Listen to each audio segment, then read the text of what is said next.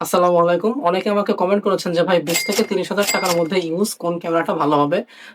ধরুন হচ্ছে টুকটাক ছবি তুললাম বা ভিডিও করলাম, এরকমভাবে কোন ক্যামেরাটা ভালো হবে? তো যাই হোক আমি যদি বলতে চাই তাহলে আপনারা আ ৩০,০০০ টাকার মধ্যে লেন্স সহকারে Canon এর ৭০০D এই ক্যামেরাটা নিতে পারেন 50mm লেন্স সহ যেটা HDM হবে। অবশ্যই HDM লেন্সটা নেওয়াই ভালো। আর যদি Nikon এর মধ্যে যেতে চান তাহলে আপনার নিকনের ৫৫০০ এই মডেলটি খুবই ভালো এই বাজেটের মধ্যে এবং ওর সাথে একটা 50mm এর লেন্স ব্যবহার করবেন।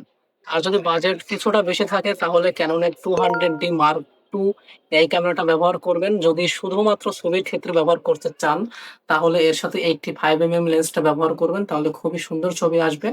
আর যদি ভিডিও এবং ছবি ২ টাই ব্যবহার করতে চান তাহলে 50mm এর যে লেন্সটা আছে ওইটা ব্যবহার করবেন HDM Canon এর। আর নিকনের ক্ষেত্রেও সেম যদি ছবির ক্ষেত্রে চান তাহলে একটা ভালো লেন্স ব্যবহার করবেন। আর যদি ২ টাই থাকে ভিডিও এবং ছবি তাহলে 50mm লেন্সটাই বেশি ভালো হবে।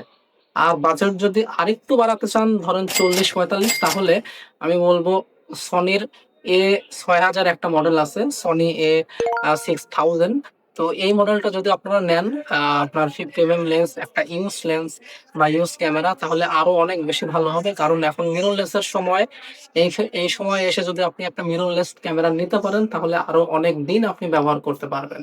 খুব বেশি লেন্দি করিনি কারণ এখানে ক্যামেরার যে ফিচার এইগুলো আমি এখনো বলি নাই। আপনারা একটা ক্যামেরার বলেন যে ভাই এই ক্যামেরা অনুযায়ী আমাকে ভিডিও বানায় দেন। আমি চেষ্টা করব স্পেসিফিক কোনো ক্যামেরা অনুযায়ী লং একটা ভিডিও বানানো। কারণ আমি মনে করি আ বড় ভিডিও বানিয়ে ভিউয়ার্সদের সময় নষ্ট করে কোনো লাভ নেই।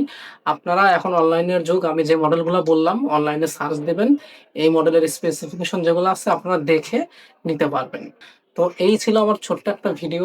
ধন্যবাদ সবাইকে।